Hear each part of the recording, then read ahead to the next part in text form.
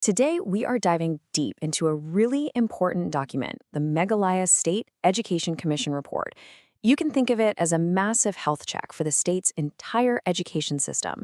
And, well, what it found is a system in crisis, one that's really impacting the future of thousands and thousands of students. Okay, let's get into it.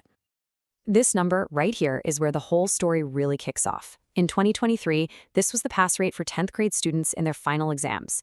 Just let that sink in for a moment. Nearly half of all students couldn't pass this absolutely crucial milestone. So you have to ask, right? How on earth did things get this bad?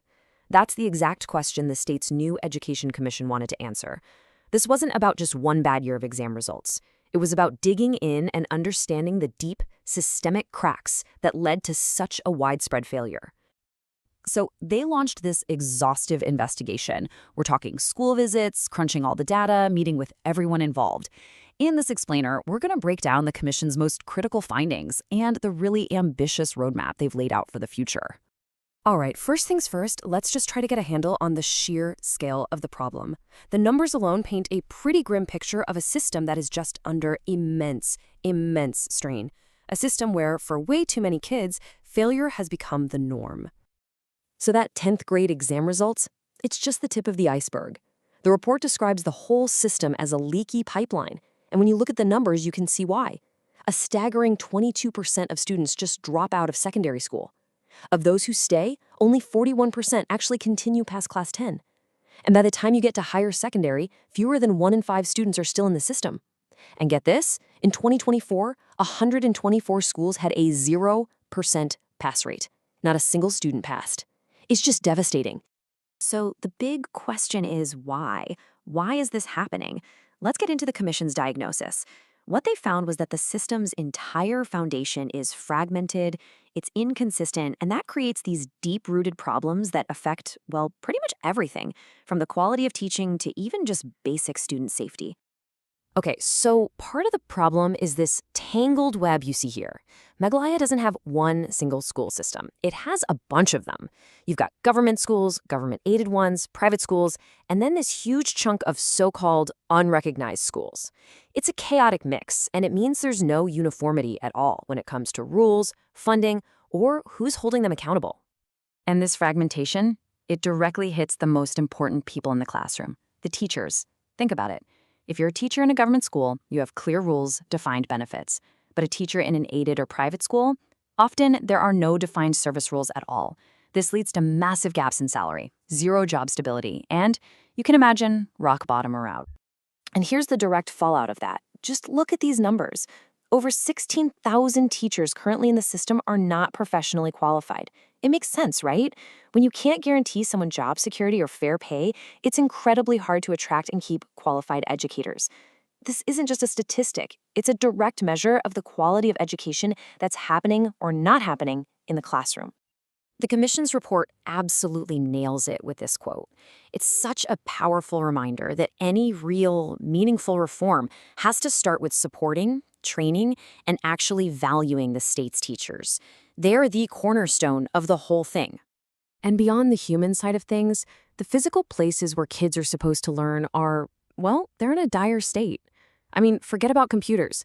95% of elementary schools don't even have electricity. Most schools are totally inaccessible to students with disabilities. Functional libraries, they're almost non-existent. And maybe the most shocking of all, only about half of all schools have usable toilets. That's a huge barrier to education, especially for adolescent girls. It's just incredibly hard to learn when your most basic needs aren't being met. Okay, so that's the bad news, and it's pretty bad. But the report isn't just a list of failures, it's also a blueprint for reform. So let's shift gears now and look at the actual solutions the Commission is proposing to try and forge a new path for Meghalaya students. The biggest recommendation is a complete overhaul of the state's old structure to align it with India's new national education policy. This 5+3+3+4 model you see here, it's designed to be way more flexible. The goal is to move away from just rote memorization and towards critical thinking, real skill development, and a broader approach to learning, right from a young age. But, a huge policy shift like that takes time. It's a long-term game. The Commission makes it really clear that you also need targeted, focused programs that can tackle specific problems and start showing results much more quickly. And we already have incredible proof that this approach works. To deal with the crisis, the government launched the CM Impact program. Think of it like an emergency boot camp, with extra coaching and support for those 10th graders. And the results? They were just astounding. As you can see on the chart, the pass rate leaped from 55.8% to 87.1% in a single year. That proves that direct, targeted intervention can make a massive, massive difference. So the full reform plan is pretty comprehensive. It's all about fixing the foundations, prioritizing the repair and upgrade of all that broken infrastructure, seriously strengthening the institutions that train new teachers, launching specific programs in the hardest-hit districts to prevent dropouts, and finally regulating those unrecognized schools to make sure everyone meets some basic minimum standards.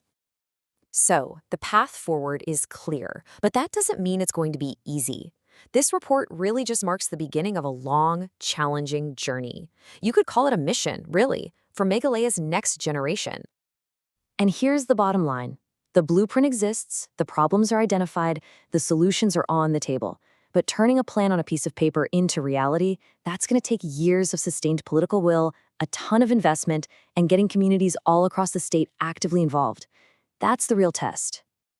Ultimately, the report leaves us with this one huge, and I think, hopeful question. The potential of Meghalaya's kids is absolutely undeniable.